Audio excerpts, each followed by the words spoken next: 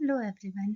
आज हम बात करने वाले हैं एक यूनिक और सिर्फ मराइन में पाए जाने वाले एनिमल ग्रुप के बारे में, जिसे हम कहते हैं एकाइनोडर्म। एकाइनोडर्मेटा एक फाइलम है। इसमें आते हैं स्टारफिश, सी अर्चिन, सी क्यूकम्बर जैसे जीव इस ग्रुप में आते हैं। चलिए इनकी खास बातें एक एक करके समझते हैं।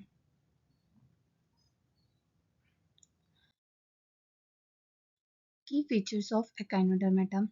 सबसे पहले तो ये मराइन एनिमल्स होते हैं, सिर्फ और सिर्फ समुद्र में पाए जाते हैं। सभी एकाइनोडर्म स्ट्रिक्टली मराइन होते हैं, यानी ये सिर्फ समंदर में मिलते हैं। ये ना तो फ्रेश वाटर में मिलते हैं ना ही लैंड पे। एग्जाम्पल स्टारफिश, जिसे हम सी स्टार भी कहते हैं, sea urchin and sea cucumber etcetera.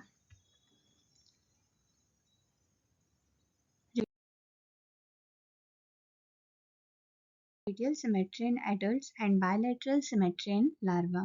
Adult echinoderm की बॉडी सिर्फ रेडियल सिमेट्री दिखाती है। यूजुअली उनके बॉडी के आसपास में 5 पार्ट के स्ट्रक्चर होते हैं, जैसे कि आपको इस डायग्राम में दिख रही है। इसे पेंटामेरस कहते हैं।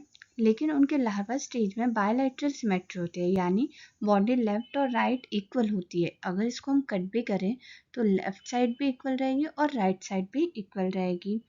ये दिखाते हैं कि इनका evolutionary link bilateral symmetrical animal जैसे कि कॉर्डेट से है। Triploblastic and coelomate. Echinodermata triploblastic होते हैं। इनकी बॉडी 3 जर्म लेयर से बनी होती है, एक्टोडर्म, मेसोडर्म और एंडोडर्म। और ये सिलोमेट्स होते हैं, मतलब इनके पास एक प्रॉपर बॉडी कैविटी होती है जिसे ट्रू सिलोम कहते हैं। यहाँ पर आपको डायग्राम दिया है। Endoskeleton made up of calcareous ossicles. इनकी बॉडी के अंदर एक इंटरनल स्केलेटन होता है जो कैल्शियम कार्बोनेट से बने ऑसिकल से मिलकर बने होते हैं। कई बार इन पे स्पाइन्स या प्रोजेक्शन भी होते हैं, जैसे सी अर्चिन में। No head no segmentation. Echinoderms के पास कोई डिस्टिंक्ट हेड नहीं होते हैं और उनकी बॉडी में सेगमेंटेशन भी नहीं होती है, तो इनका बॉडी प्लेन, सिंपल और रेडियल होता है।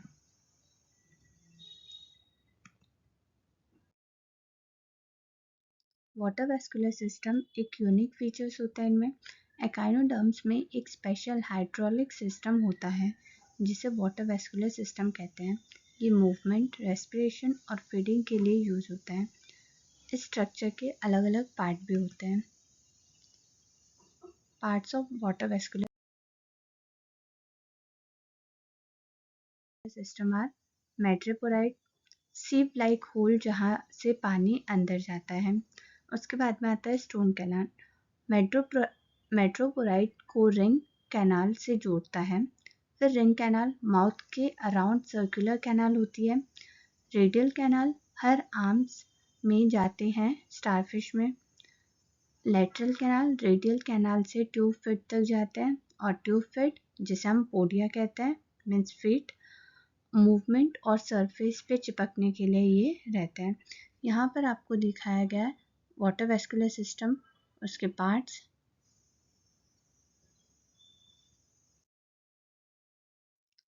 Tube fit present. इनमें ट्यूब फिट होता है। ट्यूब फिट छोटी, फ्लेक्सिबल, हॉलो स्ट्रक्चर होती है। ये वाटर वेस्कुलर सिस्टम से जुड़ी होती है। ये हेल्प करती है चलने में, सरफेस पे चिपकने में और फूड पकड़ने में।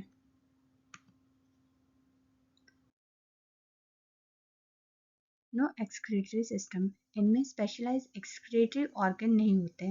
नाइट्रोजनस वेस्ट को ये बॉडी सरफेस के थ्रू डिफ्यूजन से निकाल देते हैं। ओपन सर्कुलेटरी सिस्टम पाया जाता है। इनका सर्कुलेटरी सिस्टम ओपन टाइप का होता है। ब्लड डायरेक्टली बॉडी साइनसेस या ओपन स्पेस में फ्लो करता है। ये सिस्टम पोरली डेवलप होता है। Regeneration is common. बहुत सारे एकाइनोडर्म्स रीजनरेशन कर सकते हैं, मतलब अगर उनका कोई बॉडी पार्ट कट हो जाए तो वो वापस ग्रो कर सकते हैं। एग्जाम्पल स्टारफिश अपने हाथ, मतलब आर्म्स रीजनरेट कर सकती है। इमेज में आपको दिखाया गया है रीजनरेशन, स्टारफिश का आर्म कैसे लॉस्ट हुआ है और उसने किस तरह से रीजनरेट किया है। Next is sexes, mostly external fertilization करते हैं ये। ज़्यादातर एकाइनोडर्म डायोशियस होते हैं, मतलब मेल और फीमेल अलग इंडिविजुअल्स होते हैं। इनका फर्टिलाइजेशन जो होता है वो इंटरनल नहीं होता है, इनका फर्टिलाइजेशन जो रहेगा वो एक्सटर्नल होता है। स्पर्म और एग वाटर में रिलीज होते हैं जहाँ फर्टिलाइजेशन होती है। बॉडी के अंदर फर्टिलाइजेशन नहीं होता है, बॉडी के बाहर। Development is indirect. इनका डेवलपमेंट इनडायरेक्ट होता है, मतलब उनकी बॉडी लार्वा स्टेज से होकर एडल्ट बनाती है। लार्वा बायलेटरली सिमेट्रिकल और फ्री स्विमिंग होते हैं।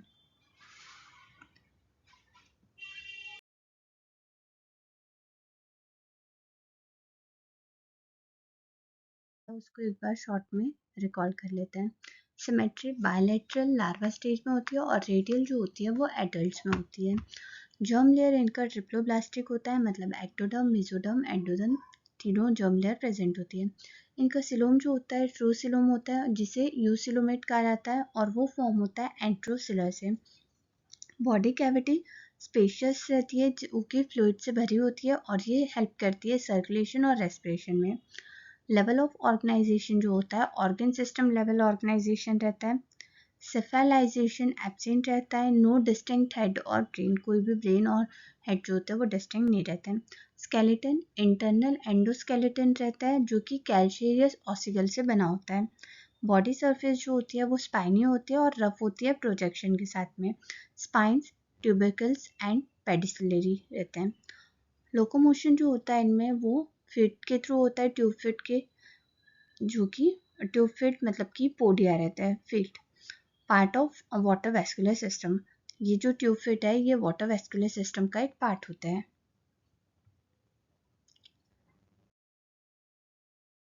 डाइजेस्टिव सिस्टम कैसा होता है? कंप्लीट इन मोस्ट, ज़्यादातर में कंप्लीट होता है। ये कार्निवोरस होता है, मतलब कि फिश, मीट, इन सब पे सर्वाइव करता है, या फिर स्कैवेंजर भी होता है जो डेड रेमन पे फीड करते हैं। सर्कुलेटरी सिस्टम इनका रिड्यूस्ड रहता है या फिर एब्सेंट रहता है। सिलोमिक फ्लूइड जो होता है वो डिस्ट्रीब्यूट करते हैं न्यूट्रिएंट को। एक्सक्रीशन इनमें जो होता है, इनमें कोई भी एक्सक्रेटरी ऑर्गन नहीं होता। अमोनिया एक्सक्रेट किया जाता है थ्रू डिफ्यूजन। रेस्पिरेशन जो होती है वो ट्यूब फिट के थ्रू होती है या फिर स्किन, गिल्स, इन सब चीज़ों के थ्रू होती है। नर्वस सिस्टम जो होता है उसमें कोई भी ब्रेन नहीं रहता है। नर्व रिंग्स रहती है रेडियल नर्व्स के साथ में, और नर्व नेट सिस्टम प्रेजेंट रहता है। सेंसरी ऑर्गन रहते हैं टैक्टाइल और कीमोरिसेप्टर रहते हैं। Eye spot on arms and starfish, starfish में आई स्पॉट रहती है आर्म्स की तरफ में। रिप्रोडक्शन ये जो होता है यूजुअली सेक्सुअल रिप्रोडक्शन होता है। सेक्सेस जो होते हैं वो सेपरेट रहते हैं, और फर्टिलाइजेशन बॉडी के बाहर होती है, मतलब ये एग और स्पर्म रिलीज कर देते हैं वाटर में, और उसके बाद में उनकी फर्टिलाइजेशन होती है, एक्सटर्नल फर्टिलाइजेशन। डेवलपमेंट इनमें इनडायरेक्ट होता है। फ्री स्विमिंग लार्वा स्टेज रहते हैं, बायपिनेरिया, प्लूटियस एक्सेट्रा। रीजनरेशन हाईली डेवलप होता है। कुछ स्पीसीज रीजनरेट कर सकते हैं, उनकी पूरी बॉडी, एक सिंगल आर्म है तो भी वो पूरी बॉडी जनरेट कर सकते हैं। स्पेशली रीजनरेशन देखने को मिलती है हमें स्टारफिश में। Now classification of echinodermata and example. Echinodermata के क्लासिफिकेशन और उसके एग्जाम्पल पढ़ते हैं। सबसे पहले हम सभी को बताएं स्टारफिश जो एस्ट्रॉयडी से आती है। एग्जाम्पल एस्टेरियसिस, सी स्टार जिसे हम कहते हैं स्टारफिश को। स्टारशिप बॉडी होती है इनकी, with arms usually in multiple of 5, इनके 5 आर्म्स रहते हैं।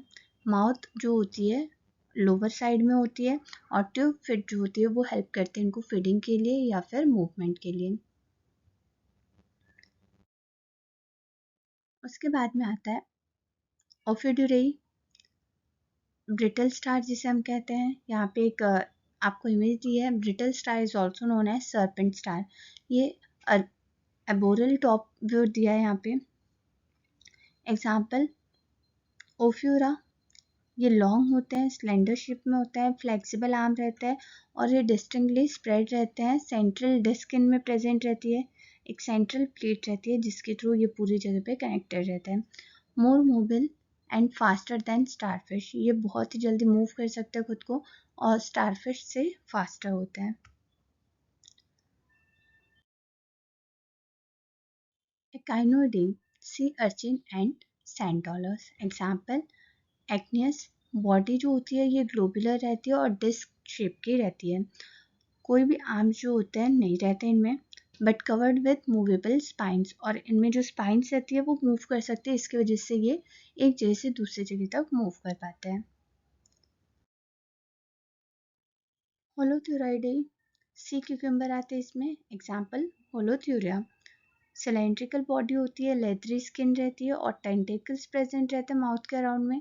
The defence include ejecting internal organ, इनकी जो इनके ऊपर में जो भी मतलब डिफेंस सिस्टम के लिए ये वर्क करते हैं, इनके जो स्पाइंस रहते हैं उसकी वजह से ये अपने आप को प्रोटेक्ट करते हैं।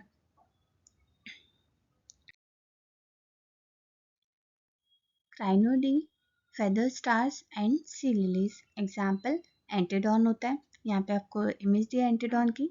Body like feather like arms, इनकी sorry body has feather like arms, इनकी बॉडी पे पंखों की तरह आर्म्स होते हैं। मोस्ट सेडेंट्री और slow moving and found attach to substrate, बहुत सारे जो होते हैं वो एक ही प्लेस पे रहते हैं, किसी एक पर्टिकुलर प्लेस से अटैच रहते हैं, और ये मोस्टली स्लो मूविंग रहता है, जल्दी मूव नहीं करते हैं।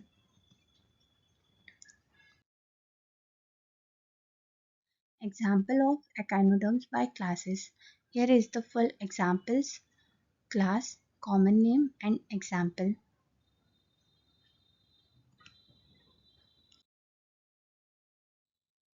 How we can remember this? Trick to remember by using some mnemonics. Ears can help. Endoskeleton stand for E. A means aquatic only. R for radial symmetry, S for spiny skin, and C for coelomid, and H for holothuria. So ears can help. This is the mnemonic for this. Thank you so much. For more such video, like, share and subscribe Biomastica Science.